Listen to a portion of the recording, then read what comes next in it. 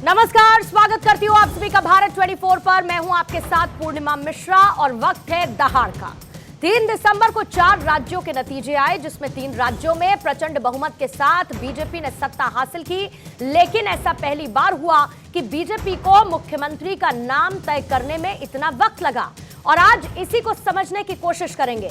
सबसे पहले 2 राज्यों की बात करेंगे, छत्तीसगढ़, और उसके बाद बीजेपी ने मध्य प्रदेश के फैसले में बड़ा सरप्राइज दे दिया है। छत्तीसगढ़ की कमान आदिवासी नेता विष्णुदेव साय को दी गई है, तो मध्य प्रदेश की कमान मोहन यादव को देकर बीजेपी ने ओबीसी वोट बैंक पर बड़ा दांव चला है। एक तरफ जहां पर आदिवासी चेहरा, तो दूसरी तरफ मध्य प्रदेश में ओबीसी के चेहरे को मुख्यमंत्री के तौर पर आगे करते हुए एक और नई चीज निकलकर जो बीजेपी ने इस बार की है, दोनों ही राज्यों में, फिर चाहे छत्तीसगढ़ हो फिर चाहे वो मध्य प्रदेश हो, दोनों ही जगह 2-2 डेप्यूटी सीएम का फॉर्मूला इस बार बीजेपी लेकर आई है। लेकिन एक वक्त लगा है। एक तरफ जहां पर छत्तीसगढ़ में 7वें दिन ऐलान हुआ, तो मध्य प्रदेश में 8वें दिन, और राजस्थान को लेकर मंथन अभी भी जारी है। और माना यह जा रहा है कि राजस्थान में कल तक मुख्यमंत्री का चेहरा बीजेपी का कौन होगा, यह सामने आ सकता है। लेकिन इसी बीच में सवाल यह है कि राजस्थान की कमान किसे दी जाएगी, क्योंकि अभी वहां पर पिक्चर बाकी है। क्या बीजेपी राजस्थान में किसी सामान्य वर्ग के चेहरे पर दांव खेल सकती है? एक तरफ आदिवासी चेहरा, दूसरी तरफ ओबीसी का चेहरा मध्य प्रदेश में। राजस्थान में क्या सामान्य वर्ग का व्यक्ति मुख्यमंत्री के तौर पर बीजेपी आगे करने वाली है, ये सवाल रहेंगे। और इसके साथ ही आपको यह भी समझा देते हैं कि आखिर बीजेपी को प्रचंड बहुमत के बाद भी 3 राज्यों में सीएम चुनने में आखिर देरी क्यों हुई है। दरअसल बीजेपी की नजर ओबीसी, सामान्य और आदिवासी वोट बैंक पर है। विपक्ष जातिगत जनगणना का कार्ड खेल चुकी है, और यही वजह है कि सीएम के चेहरों के जरिए, फेस ऑफ द स्टेट के जरिए विपक्ष के जाति वाले श्रेय को मात देने की कोशिश बीजेपी करती हुई नजर आ रही है। लेकिन इसके साथ साथ महत्वपूर्ण ये कि 2023 का चुनाव हो चुका है और 2024 आने वाला है। 2024 चुनाव की जमीनी तैयारी की कोशिश बीजेपी ने करनी शुरू कर दी है, क्योंकि शुरू से ये साफ है कि बीजेपी ने इस बार 2023 का जो चुनाव लड़ा, वो एक तरीके से 2024 की प्रयोगशाला के तौर पर था। और इस बात में कोई दो राय नहीं कि बीजेपी अपने ट्रांजिशन फेस में है, जिसमें नए चेहरों के जरिए नए युग में प्रवेश की कोशिश है, ताकि आने वाले समय के लिए नेताओं को तैयार किया जा सके।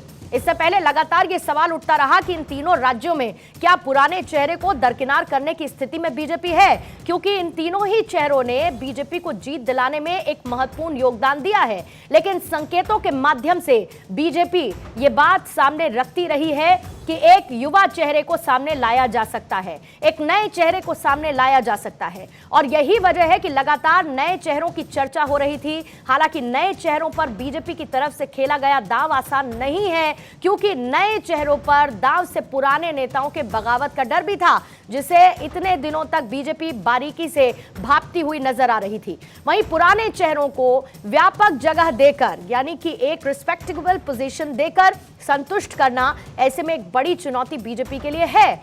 मंत्रिमंडल में भी नए और पुराने चेहरों का एक सटीक समीकरण बैठाना होना है, और स्पीकर जैसे अहम पद के लिए भी सही चेहरे की तलाश की जा रही है, जिसमें नाम सामने भी आ चुका है। लेकिन राजस्थान अभी बाकी है। 2 राज्यों में समय लगा है, राजस्थान में मंथन जारी है। राजस्थान की पिक्चर कब तक क्लियर होगी, इसका इंतजार है। लेकिन माना यह जा रहा है कि कल तक राजस्थान में भी पिक्चर क्लियर हो सकती है। मेहमानों का खास पैनल हमारे साथ मौजूद है, और आइए दहाड़ की शुरुआत करेंगे। मेरे साथ मौजूद है अनुजा कपूर, बीजेपी की प्रवक्ता। स्वागत आपका अनुजा भारत 24 पर। देवाशीष जरारिया साहब, कांग्रेस के प्रवक्ता, इस वक्त हमारे साथ जुड़े हुए हैं। सैयद जावेद जी, राजनीतिक विश्लेषक, हमें ज्वाइन इन कर चुके हैं। रमनीश भट्ट जी स्टूडियो में इस वक्त मौजूद है, राजनीतिक विश्लेषक के तौर पर। और सरमन नागेले साहब भी इस वक्त हैं, वरिष्ठ पत्रकार हैं। आपसे थोड़ी देर बाद जयपुर से अदिति नागर जुड़ जाएंगी, और अखिलेश सोलंकी भोपाल से इस वक्त हमारे साथ जुड़े हुए हैं। सभी मेहमानों का बहुत बहुत स्वागत करती हूं। लेकिन सबसे पहले अखिलेश आपके पास आते हुए, क्योंकि हम और आप लगातार संभावनाओं पर कई नामों के साथ चर्चा कर रहे थे, लेकिन अंतिम में आई एम श्योर जितना सरप्राइज हम हैं, उतना ही सरप्राइज शायद आप भी होंगे। डॉक्टर मोहन यादव का नाम सामने आया मध्य प्रदेश में मुख्यमंत्री के चेहरे के तौर पर। बिल्कुल, साफ तौर पर नाम को लेकर तो सरप्राइज सभी हैं, लेकिन हम जो इंडिकेशन कर रहे थे कि 60 से नीचे होगा, वो लाइन है ओबीसी 60 के नीचे ये तय हो गया और यंग लीडरशिप को प्रमोट कर रहे हैं मोदी और शाह, ये भी तय हो गया।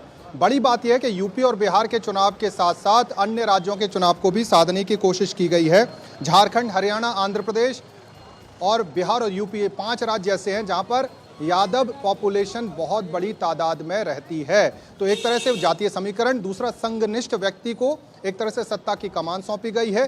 चेंज ऑफ गार्ड हो गया है, चेंज ऑफ गार्ड की संभावनाएं थी और चेंज ऑफ गार्ड हुआ। शिवराज सिंह चौहान के ने एक तरह से उनके करीबी है। मोहन यादव की अगर मैं बात करूं तो चाहे डिप्टी सीएम हो दोनों, राजेंद्र शुक्ला और जगदीश देवड़ा, दोनों शिवराज के करीबी हैं और साथ ही साथ मोहन यादव भी उनके करीबियों में शुमार है।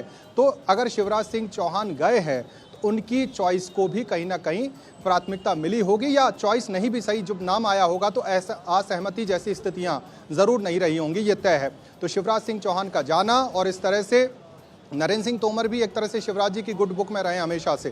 तो ये 4 जो चेहरे हैं, सोशल इंजीनियरिंग जो बीजेपी ने की है, ठाकुर स्पीकर बनाए गए हैं, 2 डिप्टी सीएम को देखें तो एक ब्राह्मण वर्ग से, एक दलित वर्ग से और ओबीसी सीएम। तो सोशल इंजीनियरिंग बीजेपी ने पुरजोर तरीके से की है और मध्य प्रदेश की सियासत में किस तरह से आगे बढ़ना है, मोहन यादव को बहुत लंबा सफर तय करना, बहुत चुनौतियां हैं, क्योंकि शिवराज सिंह चौहान का जो स्टॉलवर्ट एक स्टेटस है, स्ट्रेचर है, उससे एक तरह से मुकाबला होगा। जी जल्दी से एक quick follow up question Akhilesh आपसे लूंगी, क्योंकि आज दहाड़ में चर्चा इसी पर कर रहे हैं कि बीजेपी को लेकर खासतौर से माना जाता है कि बीजेपी को इतना ज्यादा वक्त नहीं लगता है, लेकिन मध्य प्रदेश में हमने देखा 8वें दिन आज मुख्यमंत्री का नाम सामने आया है। लगातार मंथन हो रहा था, लेकिन इसमें नाम कई थे जो अमूमन बीजेपी का कल्चर देखने को नहीं मिलता है।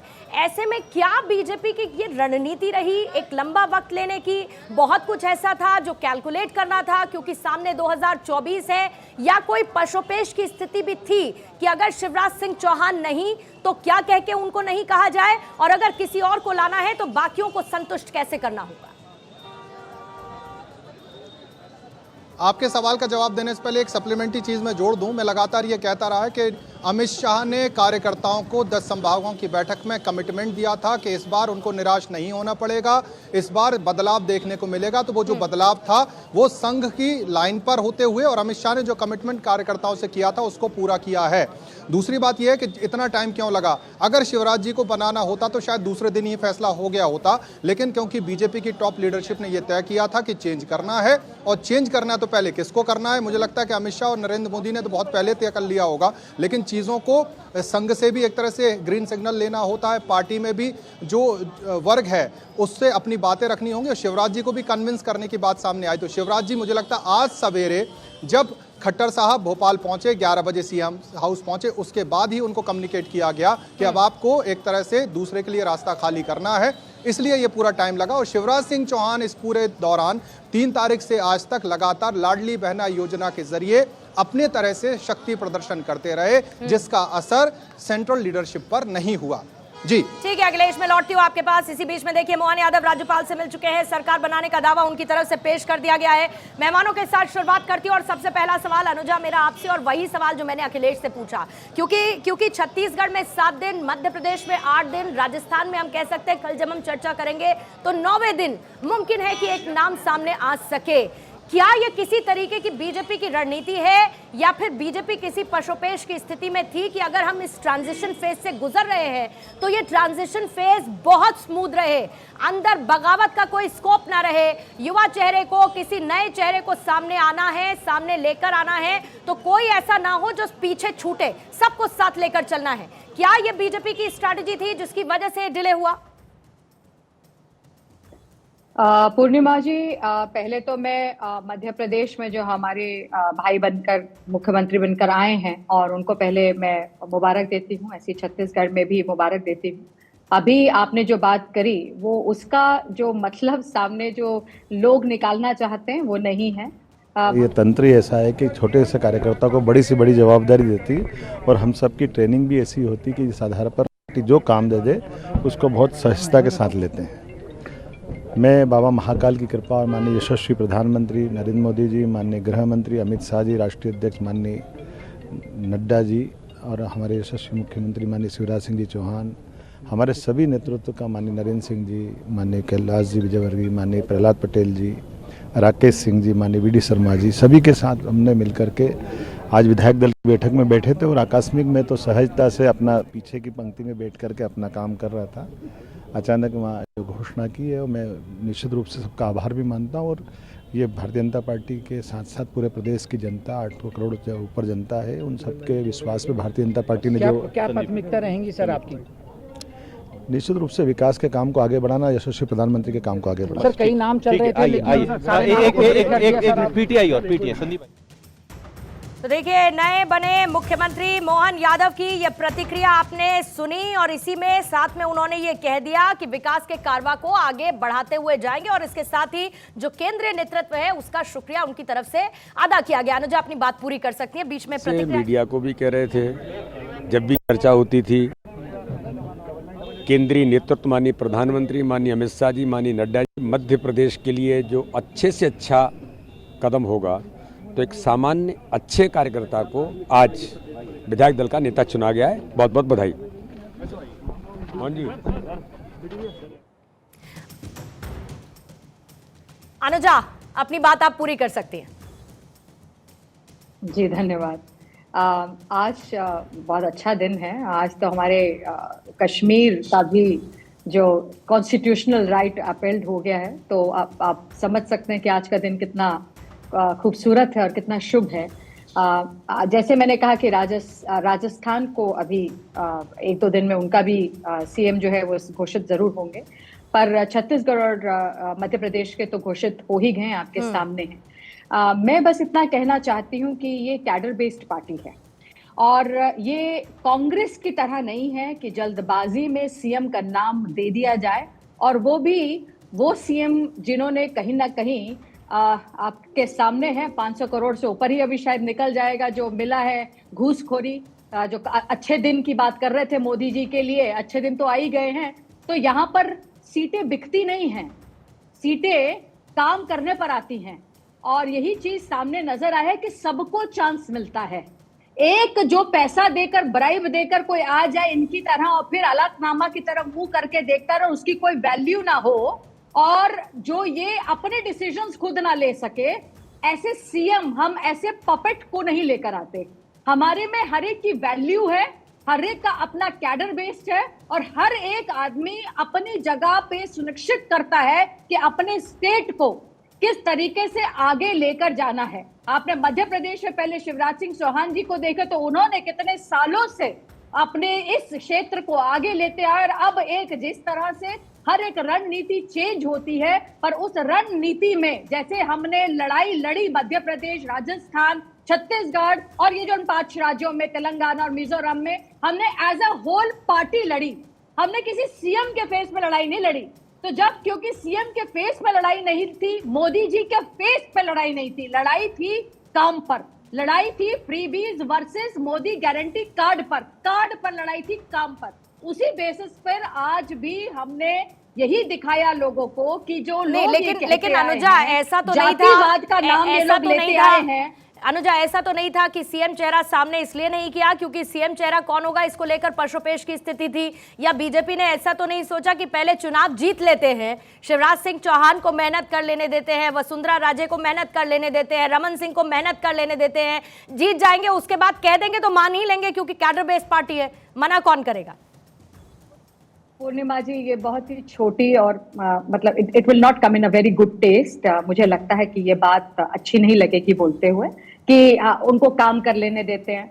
मैं आपको एक बात बताऊं, मैं भी यहाँ बैठी हूँ, मुझे कोई पोस्ट मिले नहीं मिले, इससे मेरे काम से पोस्ट मिलनी चाहिए, पोस्ट से काम नहीं आना चाहिए। कांग्रेस में पोस्ट से काम आता है, काम से पोस्ट यहाँ भाजपा में होता है। यही सबसे बड़ी रणनीति है हमारी। पहले काम हम लोग करते आए हैं, तो काम के जरिए हमें काम मिले नहीं मिले, आरएसएस को तो इसलिए उनको तो ये बुरा मान के बैठ जाए। आरएसएस तो कभी ना तो कभी इलेक्शन लड़ती है और सबसे काम भी वो आगे जाके करती है, तो इसका मतलब तो फिर आरएसएस तो बुरा ही मान के बैठ जाए। बात ये नहीं होती है, बात ये होती है कि आप किस तरीके से अपने पार्टी के लिए, अपने देश के लिए, सबसे पहले देश के लिए आप काम करते रहें। पार्टी सेकंड नंबर पर आती है, और आपका खुद का इंडिविजुअलिटी जो अब आप देख सकते हैं, खड़गे साहब तो अपने आप को बेचारे आगे रखते रहे, उनको तो गुलदस्ता भी नहीं मिलता अगर सोनिया गांधी जी पास में होती हैं। तो इनके लिए कितना बड़ा काम है कि खड़गे साहब की कोई वैल्यू नहीं करते, वो राहुल गांधी जी अचानक से कहीं से आ जाते हैं, पार्लियामेंट में आके ऑर्डिनेंस फाड़ के फेंक देते हैं। प्रणब मुखर्जी ने भी किससे मुखरता से ये बातें सामने रखी है इनके बारे में, कांग्रेस का क्या हाशर है। तो मुझे इस बात की खुशी है कि भाजपा कांग्रेस की तरह एरोगेंट नहीं है, वो हर एक आदमी को चांस देती है, चाहे वो ओबीसी से हो, चाहे वो आदिवासी हो। आज हमारे वर्ल्ड में जो इंडिया जो लीड कर रही है वो एक ओबीसी और एक आदिवासी लीड कर रहे हैं। तो ये इनको समझ में खैर कांग्रेस के परे है, मुझे इसमें तो खैर ज्यादा जाना भी नहीं है। ठीक है, क्योंकि जो कैडर बेस्ड पार्टी है आपने कांग्रेस के लिए काफी काउंटर पहले से ही तैयार कर दिए हैं।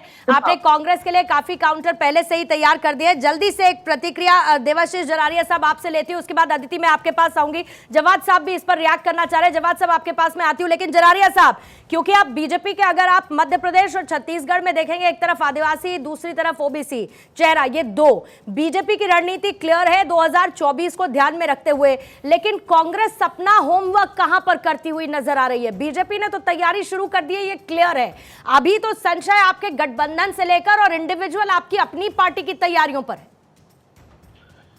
देखिए पूर्णिमा जी, पहली बात तो मैं भी मध्य प्रदेश के नवनियुक्त मुख्यमंत्री श्री मोहन यादव जी को बधाई प्रेषित करता हूँ। दूसरी बात ये कि देखिए, मैं अनुजा जी की बात बहुत गंभीरता से सुन रहा था, और उन्होंने जितनी देर वो कहा अपनी बात को, उन्होंने खुद ही स्वयं ही 10 बार उन्होंने कॉन्ट्राडिक्ट किया।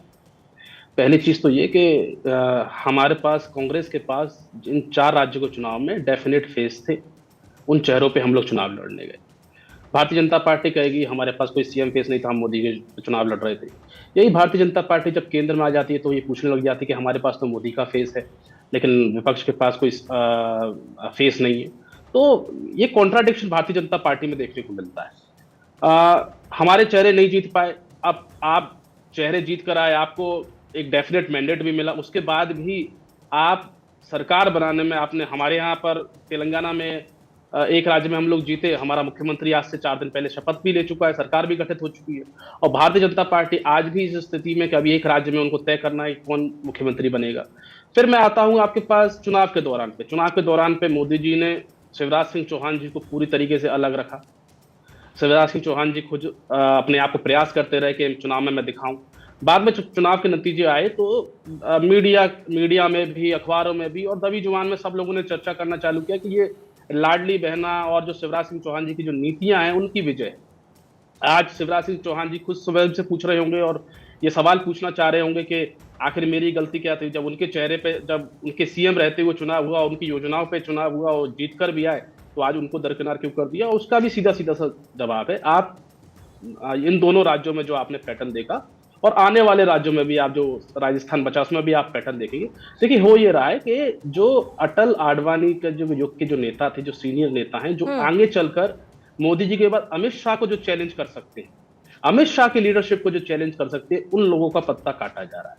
अब इत्तेफाक ये है कि इस समय भारतीय जनता पार्टी किसी भी तरीके से नरेंद्र मोदी और अमित शाह युग से, आपने अभी जो बात बोली, मुझे आपकी G23 आपकी याद आ जाती है। ग्रुप ऑफ मिनिस्टर्स जो थे कांग्रेस में, एक भी सीनियर लीडर, बेहतर लीडर सिर्फ इसीलिए नहीं पनप पाया या उसको वो पोजीशन नहीं मिल पाई कि कहीं राहुल गांधी चैलेंज ना हो जाए सर।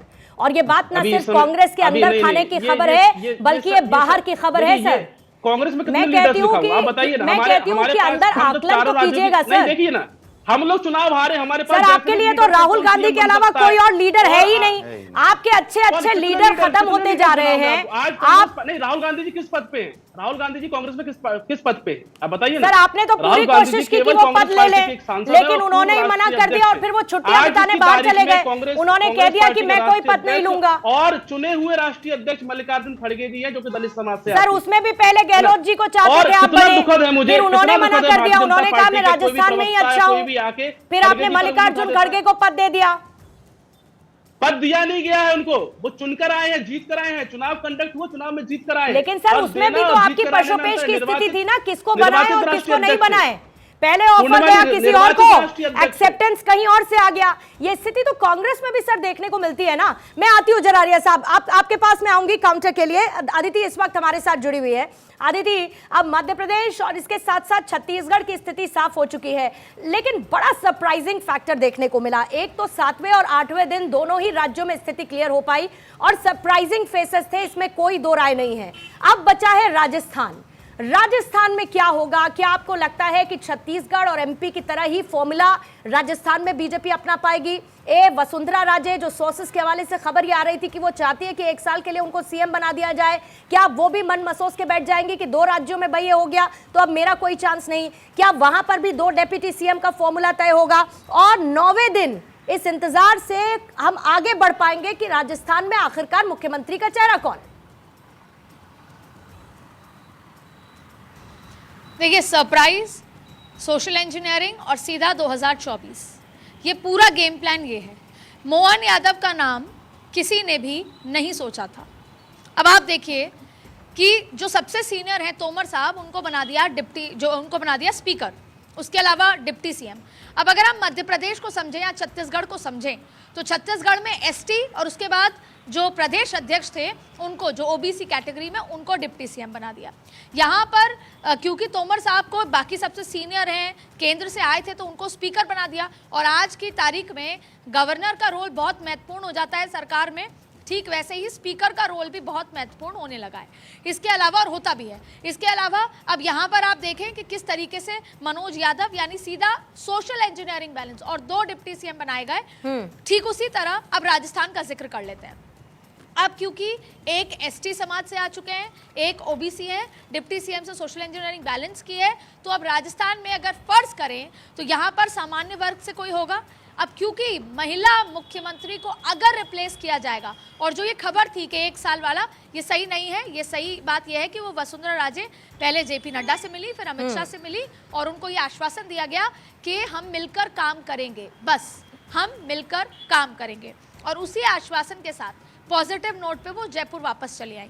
अब सवाल ये उठता है कि जिस तरीके से पुराने युग से नए युग में आना चाह रही है भारतीय जनता पार्टी, 2024 के लिए सोशल इंजीनियरिंग और विपक्ष के इस ओबीसी आरक्षण, मेजॉरिटी में मेजॉरिटी को काटने वाला जो ये फॉर्मूला है, उसको चित करती हुई नजर आ रही है। तो ऐसे में भारतीय जनता पार्टी राजस्थान में भी किसी या तो ब्राह्मण या राजपूत को लेकर आएगी, और उसके अलावा जो डिप्टी सीएम बनेंगे उसमें सोशल इंजीनियरिंग उस स्टेट की बैलेंस की जाएगी। सवाल ये उठता है कि अगर महिला को हटाते हैं तो क्या महिला लाई जाएंगी? और अगर महिला के लिहाज से देखें तो वहां पे कौन है? वसुंधरा राजे हैं, या तो उनको रखा जाएगा अगर। और जिस तरीके से ये ट्रांजिशन फेज पे पार्टी लग रही है, पुराने चेहरों को, जब शिवराज सिंह चौहान सिटिंग सीएम थे उनको वापस से रिपीट नहीं किया गया, तो वसुंधरा राजे को क्या किया जाएगा, एक बड़ा प्रश्न चिन्ह है। और महिला को हटा के महिला को बनाया जाएगा तो दिया कुमारी है। दिया कुमारी के पास क्या एक्सपीरियंस है? वो एक बार की विधायक है, एक बार की सांसद है, इतना ही उनके पास एक्सपीरियंस है। लेकिन आपने बड़ी बात कही कि क्या पहले आदिवासी, दूसरे राज्य में ओबीसी, और राजस्थान में क्या सामान्य वर्ग के चेहरे को सामने करने की कोशिश बीजेपी करती हुई नजर आएगी। Ramnish Bassi, BJP transition face में, जातीय समीकरण पर नजर, ये 2 राज्यों में चेहरे के तौर पर साफ समझ में आता है। राजस्थान में आपको क्या लगता है क्या होगा? 2024 के लिहाज से ये ट्रांजिशन फेस बीजेपी के लिए कितना जरूरी? देखिए, जैसा कि मैं ऐसा समझ रहा हूं कि यहाँ पे प्रधानमंत्री मोदी जी की जो नीति है और राजस्थान में जो लागू होगा, और फिर हम आगे हमने जो देखा मध्य प्रदेश और ख़ास करके छत्तीसगढ़ में, इसको सीधा देखा जाए तो जातीय समीकरण, और मुझे लगता है जो सोशल इंजीनियरिंग जो आपने पूरा देखा, खास करके जो अमित शाह इसमें महारत हासिल है। और जहाँ तक बात करें नरेंद्र मोदी जी की, तो हम सब इस बात को हम देख चुके हैं कि एक विधान, एक निशान, और एक भारत, और दूसरा एक ही नरेंद्र मोदी। और नरेंद्र मोदी की जब बात आती है तो विकास का एक द्योतक या प्रतीक के रूप में मुझे लगता है, जैसा कि हमने मोहन यादव के रूप में जो हमने देखा, वो सरप्राइजिंग एलिमेंट नहीं है हमारे लिए, क्योंकि हमने देखा था कि 2005 में उमा भारती मध्य प्रदेश में फायरब्रांड नेता हुआ करती थी। उसके बावजूद जो युवा मोर्चा के नेता हुआ करते थे, शिवराज सिंह चौहान को आपने देखा कि सीएम के रूप में लेकर के भारतीय जनता पार्टी लेकर के आती है।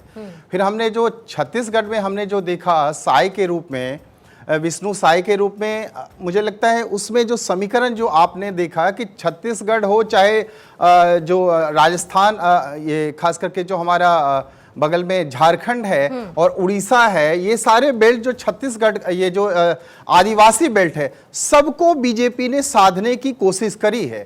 मध्य प्रदेश में जो आप देखते हैं कि 48% जो ओबीसी कैडर वोट जो है, खास करके जो बड़ा वर्ग है ओबीसी का, और खास करके जो विपक्ष है कांग्रेस पार्टी, जो ओबीसी के ऊपर बार बार चोट करती आ रही है कि भारतीय जनता पार्टी जो है ओबीसी को दरकिनार कर चुकी है। तो ये भी यहाँ पे आप देख रहे हैं कि भारतीय जनता पार्टी, खास करके मोदी जी ने एक संदेश देने का काम किया है कि ओबीसी जो है हमारा एक कहे तो हमारे भाई जो हैं, इसको हम दरकिनार, चूंकि वो खुद ओबीसी हैं, प्रधानमंत्री मोदी जी। फिर बात करके राजस्थान में देखिए वसुंधरा राजे, मुझे नहीं लगता है कि यहाँ पे फिर से वो रिपीट होने जा रही है। इस बार आप देखेंगे यहाँ पे जो है जनरल का एक, आप देख सकते हैं कि सामान्य वर्ग का एक मुख्यमंत्री आगे आपको देखने को मिलेगा, क्योंकि सामान्य वर्ग खास करके जो इस बार का जो आप देखेंगे 25 की 25 सीट जो है, पिछली बार जो है 25 में से 21 सीट लेकर के आई थी वो 2019 में। इस बार आप देखेंगे भारतीय जनता पार्टी 25 में से 25 सीट लेने का कवायद कैसे हो, उसका ही उसी तरह का एक कैंडिडेट जो है यहाँ पे स्थापित करने जा रही है। रमेश सर, मैं बात समझ गए आपकी। सरमन सर, मैं आपके पास आती हूँ, लेकिन उससे पहले जवाद साहब, मुस्कुराहट आपकी बड़ी है, लेकिन ये तो तय है कि केंद्रीय नेतृत्व ने एक तीर से 3 निशाने साध दिए हैं। ओबीसी हो, आदिवासी हो और संभावित सामान्य वर्ग। मोदी जी की ये काट विपक्ष इसके लिए क्या करेगी, क्योंकि 2024 सामने है और निश्चित तौर पर एक मजबूत रणनीति के साथ चुनावों में उतरना होगा, तभी कुछ हो पाएगा विपक्ष का। जी पूर्णिमा जी, बहुत बहुत शुक्रिया। और पहले तो भारतीय जनता पार्टी के प्रवक्ता और जो बैठी है अनुजा कपूर जी, इनको मुबारकबाद जो है मध्य प्रदेश के नए मुख्यमंत्री चुन लिए। लेकिन आज मुझे शिवराज सिंह चौहान जी के लिए और खास तौर से डॉक्टर रमन सिंह के लिए एक बड़ा मशहूर शेर है, वो याद आ गया कि बड़े बेआबरू हो के तेरे खुशी पे हम निकले, बहुत निकले हमारे अरमान खुशी कम। देखिए क्या है, शिवराज सिंह चौहान जो है वो खुद ओबीसी समाज से आते हैं, तो इसमें कोई नई बात नहीं है। शायद ना पता हो रमनीत बस जी को और अनुजा कपूर जी को, लेकिन आप सोचिए शिवराज सिंह चौहान की मेहनत के ऊपर, और जो वो अपने आप को मामा कहते थे, तो वहां की जो महिलाएं थी, जो बच्चियां थी, जो बच्चे थे, उनको वो भांजे के नाम से संबोधित करते हैं। आज उनके मामा की विदाई हो गई और ये भारतीय जनता पार्टी ने भी मान लिया कि शिवराज सिंह चौहान के द्वारा किए गए काम मध्य प्रदेश में लोगों को पसंद ही नहीं आए और वो विश्वास ही नहीं जता पाए, इसीलिए उन्होंने अपना मुख्यमंत्री बदल दिया, हालांकि सिटिंग मुख्यमंत्री। तो ये तो एक स्थिति उत्पन्न होगी आगे जाके, फ्यूचर में हम देखें क्या होगा, लेकिन ये तो भारतीय जनता पार्टी के शीर्ष नेतृत्व ने मान लिया कि शिवराज सिंह चौहान की सरकार के ऊपर जनता का विश्वास नहीं था, इसीलिए उनकी विदाई कर दी गई। यही मैं समझ पा रहा हूं। ये किसकी सोच है? ये सैयद जवाद आपकी सोच है, ये सोच बीजेपी के है, या फिर वो जो 163 का आंकड़ा बीजेपी लेकर आई है ये उससे रिफ्लेक्ट हो रहा है? ये किसकी सोच है? सुनिए, नहीं, ये सोच तो भाई यही दिखाती है कि आपने अपने चुने हुए मुख्यमंत्री को, जो आपके मुख्यमंत्री नहीं, पर मुख्यमंत्री का तो चेहरा ही नहीं था ना जवाद साहब, उन्होंने तो रखा ही नहीं कि शिवराज सिंह चौहान मुख्यमंत्री के चेहरे होंगे। आपने रखा, आपने बघेल साहब को आगे रखा कि नहीं रखा सर? इधर आपने कमलनाथ जी को आगे रखा कि नहीं रखा सर? एक तरफ, तीसरी तरफ अशोक गहलोत को आपने सामने रखा या नहीं रखा? जवाद भाई क्या है, शिवराज सिंह चौहान ऑलरेडी अपनी सोच को बीजेपी का सोच ना रखें आप। जवाद भाई, यहाँ पे भारतीय जनता पार्टी में हर एक कार्यकर्ता, हर एक साधारण कार्यकर्ता हो चाहे शीर्ष नेतृत्व हो, सबको एक समान धारा है, सबको सम्मान के दृष्टिकोण से देखा जाता है। जवाद भाई, यहाँ पे देखिए ये एक ठप्पा लगा हुआ नहीं है कि जो चांदी के चम्मच लेके पैदा हुए राहुल गांधी जी वही सर्वमान्य नेता होंगे, वो जो कहेंगे वही एकमात्र डिसीजन होगा। यहाँ पे देखिए, मोहन यादव जैसे एक साधारण कार्यकर्ता, एक विधायक को भी मुख्यमंत्री का पद दिया जा सकता है। ये संदेश जो है पूरे देशवासी को दिया गया है कि भारतीय जनता पार्टी के लिए हर एक कार्यकर्ता जो है इतना नाराज होने की जरूरत नहीं है, बड़ा नेता हो सकता है। एक काउंटर है आपके लिए, इतना नाराज होने की जरूरत नहीं है। अरे सुनिए जवाब साहब, सरमन जी के पास तो मैं अभी तक जा ही नहीं पाई, वो नाराज ना हो जाएगा। जवाब भाई प्रवचन नहीं चल रहा है यहाँ पे। रुकिएगा अनुजा, मैं आती हूँ आपके पास। जवाब साहब, आप अपनी बात को पूरी कीजिएगा, आप अपनी बात को पूरी कीजिएगा, मैं आती हूँ, है मेरे पास समय। लेकिन सरमन सर आपके पास आते हुए, और माफी चाहूंगी कि थोड़ा देर हो गई है मुझे आपके पास आते आते, लेकिन क्या बीजेपी की तरफ से 2 राज्यों में जो ऐलान किया गया मुख्यमंत्री के चेहरे को लेकर, क्या उसके लिए ये कहा जा सकता है कि बहुत देर कर दी हुजूर आते आते, एक डिले फैक्टर आपको नजर आता है? और अगर ये डिले है तो इसके पीछे की वजह 2024 के लिहाज से सर आपको क्या लगती है? देखिए पूर्णिमा जी, ये बिल्कुल सही कहा आपने कि भारतीय जनता पार्टी का शीर्ष नेतृत्व पसोपेश में था, और पसोपेश के कारण मध्य प्रदेश, छत्तीसगढ़ और राजस्थान 3 राज्यों का विकास काम 10 दिन रुक गया है। मॉडल कोड ऑफ कंडक्ट 9 अक्टूबर को लगा था और अभी 9 दिसंबर आ गया। इस 2 महीने चुनाव में पूरी प्रक्रिया, पूरी मशीनरी लगी रही है, तो इनको तो जल्द से जल्द निर्णय लेना चाहिए था जब आपको प्रचंड बहुमत मिला है 3 राज्यों में। अब जहां तक ये जो बात आ रही है कि जो ओबीसी वाली बात या ट्राइबल्स की बात, देखिए मेरा यहाँ मध्य प्रदेश के संदर्भ में ये कहना है कि मध्य प्रदेश, जब आप एक महिला आरक्षण बिल लेकर आए हैं, सेंसस के कारण वो उसका डिलिमिटेशन नहीं हो पाया और अभी सीटें आरक्षित नहीं हुई है, आपने टिकट भी नहीं दिया, तो कम से कम मध्य प्रदेश और छत्तीसगढ़ में आप महिलाओं को तवज्जो दे सकते थे। एक दूसरा, मध्य प्रदेश में आपने आदिवासियों को भी तवज्जो नहीं दिया।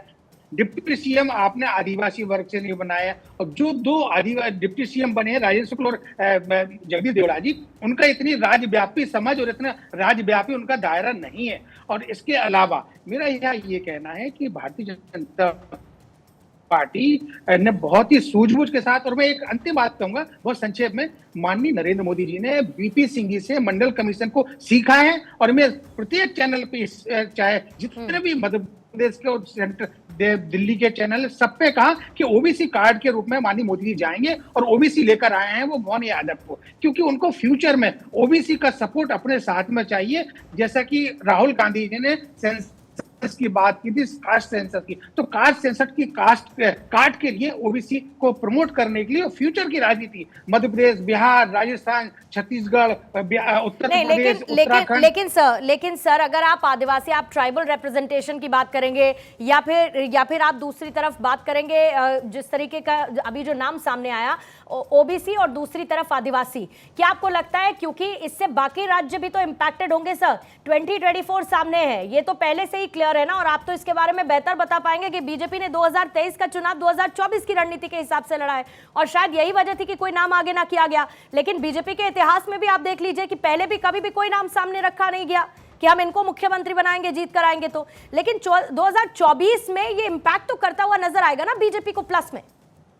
नहीं, ये बिल्कुल सही का पूर्णिमा जी, पूरी तरीके से इम्पैक्ट करता हुआ आएगा। लेकिन इसके पहले जब भी चुनाव हुए 8 में, 13 में, 18 में, तो मध्य प्रदेश में, छत्तीसगढ़ में अपना मुख्यमंत्री का चेहरा घोषित किया था। इस बार उन्होंने चेहरे घोषित नहीं किए, नया प्रयोग किया उन्होंने भारतीय जनता पार्टी ने, और ये करने के लिए वो पूरी तरह से स्वतंत्र है। लेकिन मेरा यहाँ ये कहना है कि 2024 की पूरी प्लानिंग माननीय अमित शाह जी ने, माननीय नरेंद्र मोदी जी ने, माननीय जेपी नड्डा जी ने अभी से की है, इसीलिए उन्होंने ये इस तरह के नए, देखिए मेरा यहाँ व्यक्तिगत मानना ये है कि मोहन यादव या विष्णुदेव सहाय ये इतने एक्सपीरियंस लोग नहीं है, इनको प्रशासनिक अनुभव बहुत ज्यादा नहीं है जितना कि नरेंद्र सिंह तोमर या शिवराज सिंह चौहान या कैलाश विजयवर्गीय या प्रहलाद पटेल को था। 2 बड़ी बातें नागेले साहब की तरफ से कही गई, एक फीमेल रिप्रेजेंटेशन शायद जिस पर बीजेपी सोच सकती थी, और हो सकता है कि राजस्थान में सोच भी रहा हो केंद्रीय नेतृत्व, अभी तो क्योंकि नाम सामने नहीं है इसलिए कह नहीं सकते।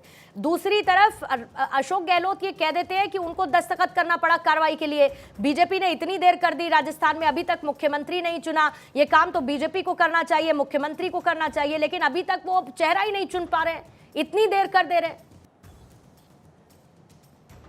अशोक गहलोत जी को ले लिया राजस्थान में, या छत्तीसगढ़ में उनकी सरकार रही कांग्रेस की, तो क्या उन्होंने उखाड़ा? कितना पैसा निकाल के ला रहे हैं, ये बातें करते हैं। आज सीएम साहब से बात कीजिए आप बताइए, सीएम साहब ने सिर्फ अपनी जेबें गरम करने के अलावा अच्छे दिन और कितने दिखाएंगे? आप बताइए, आप कहते थे काला धन लेकर आओ, काला धन लेकर आओ, आ गया काला धन तो आ तो गया काला धन अब आपका, तो आप खुश रहे इसमें। अब आप ओबीसी की बात कर रहे हैं, आप बात कर रहे हैं आदिवासी की, तो आप बता दें, आपको आपके टाइम में हमने तो कोविंद जी को हम लोगों ने प्रेसिडेंट के रूप में भी लेकर आए, अब हम लोग आदिवासी में हम लोगों ने फिर प्रेसिडेंट के रूप में लेकर आए और वो महिला भी रही हैं। तो आप ये कार्ड मत खेलिए, और ये कौन मोहन यादव जी काम कर सकते हैं नहीं कर सकते हैं, आने वाला दिन आपको बता देगा।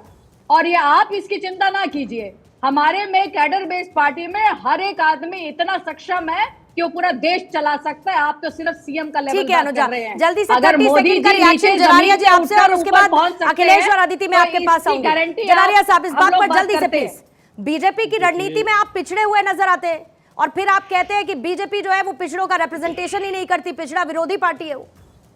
देखिए, मैं एक बात महत्वपूर्ण बता देता हूँ कि जो पिछड़ों के मुद्दे हैं, जैसे कि जातिगत जनगणना, ये सत्ता परिवर्तन का मुद्दा नहीं है, बल्कि व्यवस्था परिवर्तन का मुद्दा है।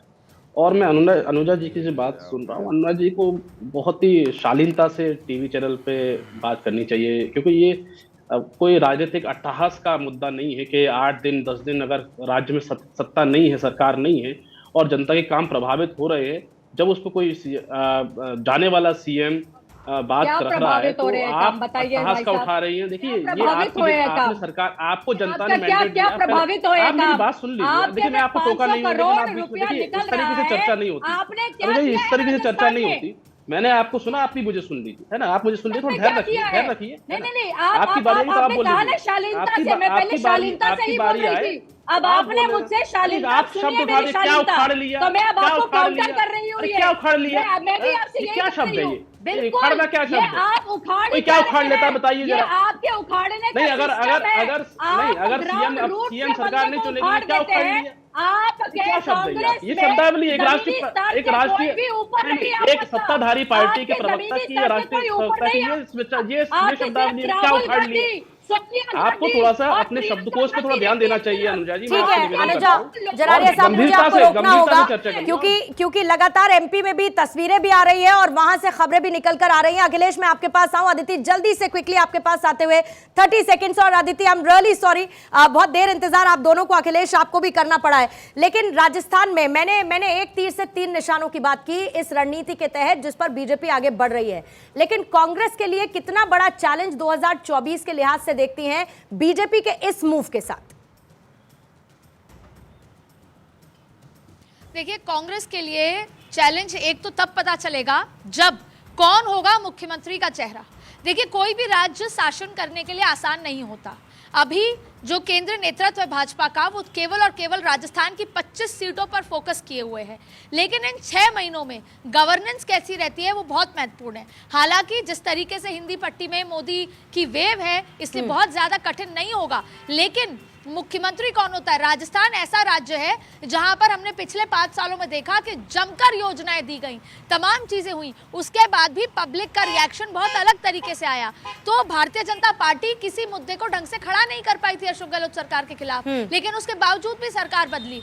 तो फिलहाल केंद्र नेतृत्व का जो भाजपा है उसका पूरा फोकस 25 सीटें हैं। और अभी हाल ही में जो रिव्यू बैठक हुई उसमें भी राहुल गांधी ने कहा जो हो गया सो हो गया, 25 सीटों में से कितनी सीटें मोदी सरकार की कम की जा सकती हैं उस पर टारगेट किया जाए, यानी लड़ाई 2024 की है। मुख्यमंत्री का नाम आते ही एक जाट बनाया जाएगा एलओपी का नेता, लगातार जमकर वो नेता सरकार के खिलाफ खड़ा रहेगा। वैसे ही पीसीसी चीफ, वहां भी रिवैम्पिंग होगी। हालांकि 2024 के लिए कांग्रेस को कमर कसनी होगी, इतना आसान नहीं होगा। बिल्कुल, बहुत बहुत शुक्रिया आदित्य आपका। और अखिलेश, आपके पास आते हुए जल्दी से अगर तस्वीरें आप दिखा पाए, क्योंकि बधाइयों का सिलसिला शुरू हो चुका है। बधाइयों का सिलसिला लगातार नवनिर्वाचित मुख्यमंत्री को मिलता जा रहा है, डॉक्टर मोहन यादव को मिलता जा रहा है। अभी वहां पर क्या कुछ हो रहा है और आगे की प्रक्रिया कब तक आप होते हुए देख रहे हैं? देखिए, पूर्णिमा, यहाँ से तो अब काफिला तमाम लोग रवाना हो गए और पार्टी कार्यालय की तस्वीर आप देखें तो ज्यादा कुछ अब यहाँ पर है नहीं, क्योंकि राजभवन पर एक तरह से सरकार बनाने का दावा उन्होंने पेश कर दिया जाकर, और जल्द ही शपथ होगी 15 के पहले, खर मास के पहले, मल मास के पहले शपथ यहाँ पर होगी, यह तय है। यानी कि 16 दिसंबर के पहले मध्य प्रदेश में शपथ होने जा रही है।